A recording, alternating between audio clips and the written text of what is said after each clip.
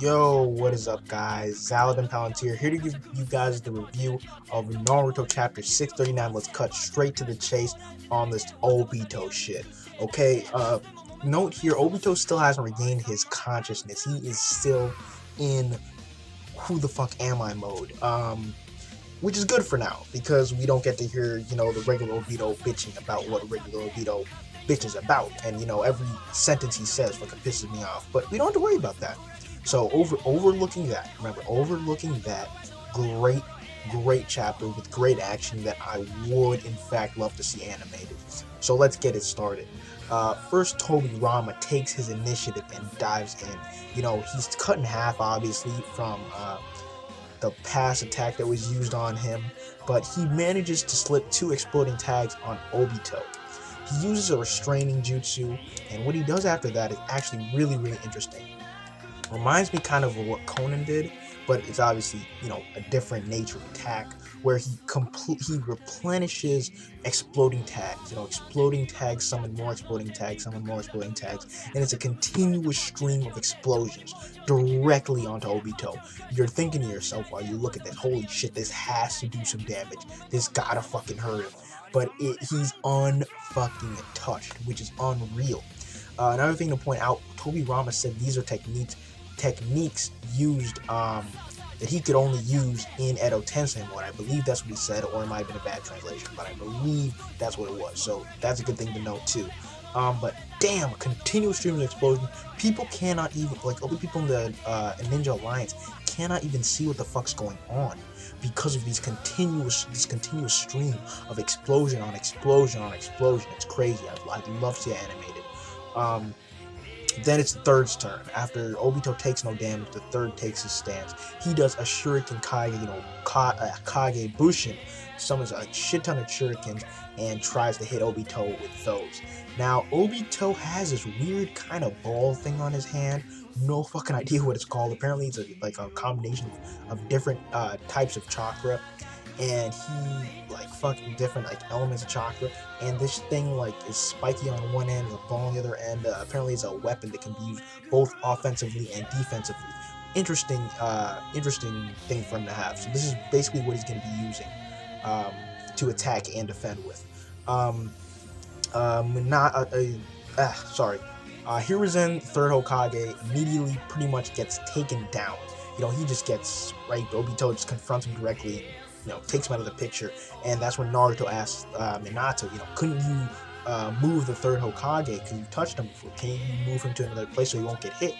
And that's when Minato points out a very interesting thing about his technique. He needs to be in direct contact with the person to move them. So that's interesting. We're going to have to know everyone's combat capabilities for this fight, because to take down Obito, they're going to have to think of some ingenious shit. They all have to know what each other are capable of if they really want to take him down, because right now it's looking pretty grim. Of course, Edo Tensei, it takes a certain amount of time to regenerate a body that's already been destroyed. So that's also something you have to realize. Hashirama finally goes to confront Madara one-on-one, and they sort of have a stare down, so we know something's gonna come. And guys, please fucking note, Madara still has not told us his trump card. His trump card is going to be crucial, instrumental to this plan. Now, another important thing to note, Obito still has not mastered control of the Jinchuriki, of the Juubito, because he just gets fat as fuck. I have no. It was funny. It was funny in a strange way. He just grew really fat, and he just fell down. And then Minato's like, this will be a good opening to attack him. It really wasn't, because Obito apparently burrowed his torso inside the ground and was able to come up and attack them from a different angle. So that's when Sasuke seizes the initiative. Sasuke has his fucking Mangekyo, Eternal Mangekyo, I believe, but he looks at Obito. He says, not you. I will delete the past. Overlooking, I'm going to just overlook the fact that I really don't agree with, Sasuke's reasoning to this point. I've said this many times. I really don't agree with Sasuke's reasoning, but that aside, it was a pretty good quote. It was a pretty cool quote, and the fact that he would confront Obito about this, how Obito and his goals kind of stem. I'm not going to say they're similar goals, but they do both have to do with changing the past. You know, so Sasuke confronts Obito directly and says he's taking the initiative, which is pretty, I respect Sasuke for that. I got respect for that. Hey, I got respect. Um, so after that, Obito really just grabs Naruto and Sasuke by the fucking heads. Like, he just grabs them. And then fourth is now going to try to save them.